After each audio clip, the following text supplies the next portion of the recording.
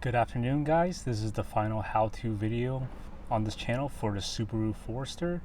This is a 2018 premium, but this should apply to most of the 2014s to 2018, the FJ generation.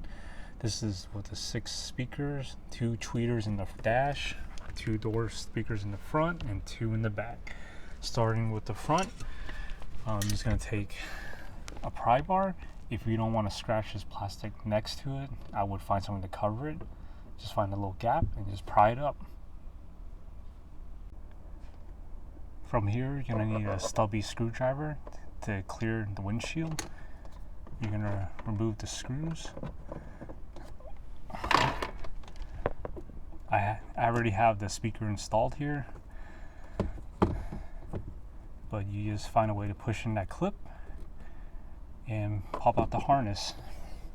For the harness, I like to use either your finger or one of these hose clamp pliers. Some people use a screwdriver, so that works as well. This is actually the hardest part of everything because that tab is really tiny and most people's fingers can't fit in there. For the front door, there are 3 screws. One's hidden behind this little tab, 2 behind this little trim here. This tab I'm just going to pry off again with a pry bar. Same with here. Again, if you don't want to scratch surrounding plastics, I would find some tape or a cloth to cover it.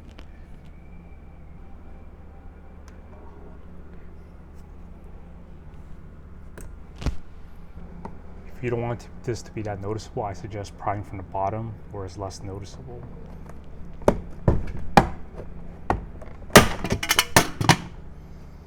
From here, I'm going to remove the 3 screws. I'm not going to show that.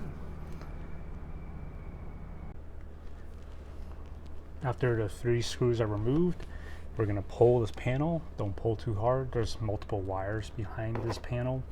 You can use one of these panel tools to get started.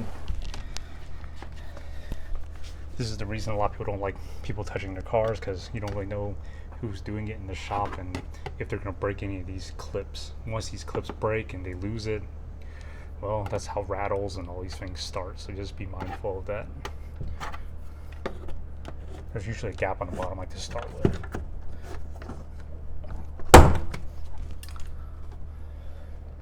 You have to be a little bit brave. It pops out here, then just pull. You put your foot here, brace it, just pop, pop. Be brave. Okay, and lifts out and up.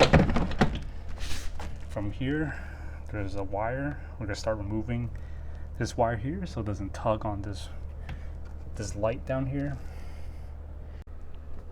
There's 2 more connectors you want to get here. Again, those hose clamp pliers will work for getting that tab out, because with your hands it's a little difficult, but I'm able to do it here. The tab's on the underside of this one, so this is where those pliers really help. This driver's side actually has 3 connectors. There's probably more controls here. Removal is the same. So once you get to these speakers, I have the aftermarket one already. There's 4 screws, and here's the harness. You're just gonna, the OEM speaker has a harness up here. You're just gonna unplug it, put in your new speaker. In this case, if you order from Crutchfield, sometimes they give you this adapter. There's 2 leads that connect directly to the terminals. That way you don't have to cut or splice your factory harness, which I like. So definitely spend a little extra money and get that, so when you sell the car or whatnot, you could just swap it back out easily. Here we have a comparison of the OEM speaker and the OEM / aftermarket kicker speaker. It uses the same connector. This is a good replacement because there's not really a way to splice these wires that easily. For the speakers, the door speakers, this is the aftermarket. This is the factory. You can tell there's a big difference. This is all paper. Here's that connector I was telling you about. And the harness or the adapter that Crutchfield gives you. See, that connector is the same. Definitely get this connector. It makes it a lot easier when you try to sell the car and do a part out.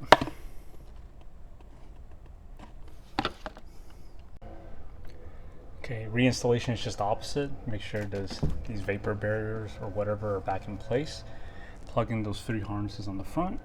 Don't forget this little light down here.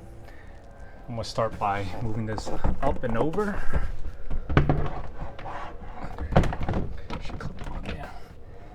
Push it down a little to set it. Get that top lip in first. Bottom will stick out. And what I like to do is just start pounding it in. So and those clips will go right in one by one. Yep.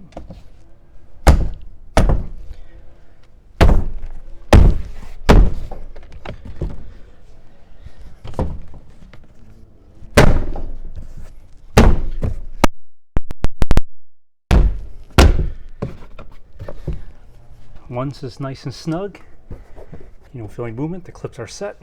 You're just gonna put these 3 screws back in, put the covers back on, and that's it for the front.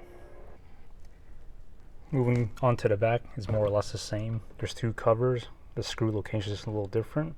One is right here, and one is under a cover, and there's a little hand rest right here. So remove those 2 screws, and the same process as the front. There should also be a lot less connectors in the back. It just controls the windows and the locks. This is how the speaker in the back looks. There's a few screws here. Again, this is the aftermarket one. The same harness and the adapter with the Pioneers. Unscrew that, swap it, pop the panel back on, and you're done. If you happen to need to replace the head unit, removal's kind of the same again. Good old pry bar. You can just shift this out of the way. If you want, you can disconnect the 2 harnesses. There's just 2 10mm bolts, and this should come right out.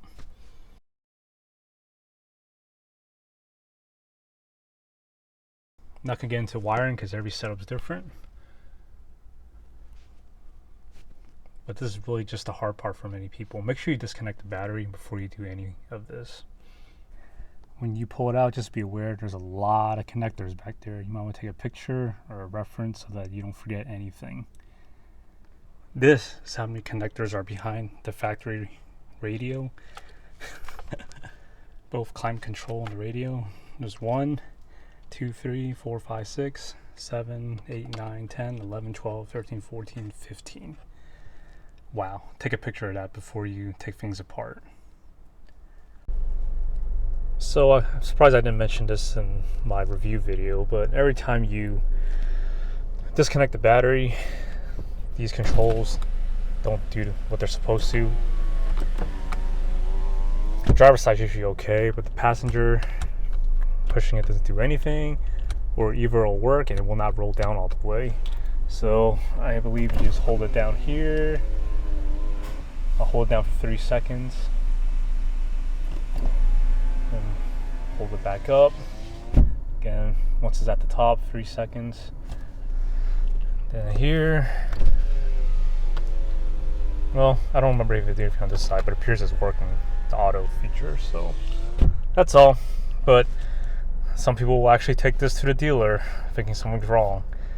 And people online will tell you that this is not a big deal, but I think it's really stupid. I don't know why we even have this issue. I haven't had any cars where you reset the battery and you have to reset something like this. Maybe a German car, but from a Japanese car point of view, it's pretty rare that you have to do something like this. But I hope that helps someone, because you do usually disconnect the battery when you're working on the head unit. Speaking of which, before you put all the grills and stuff back on, ideally you want to make sure that everything's working like it's supposed to be. That way you don't have to take everything apart a second time. Yep. Hope this helps someone today. Again, this is the last mod I want to show on the Subaru Forester. Thanks for following. If you have any questions, let me know. Have a good day.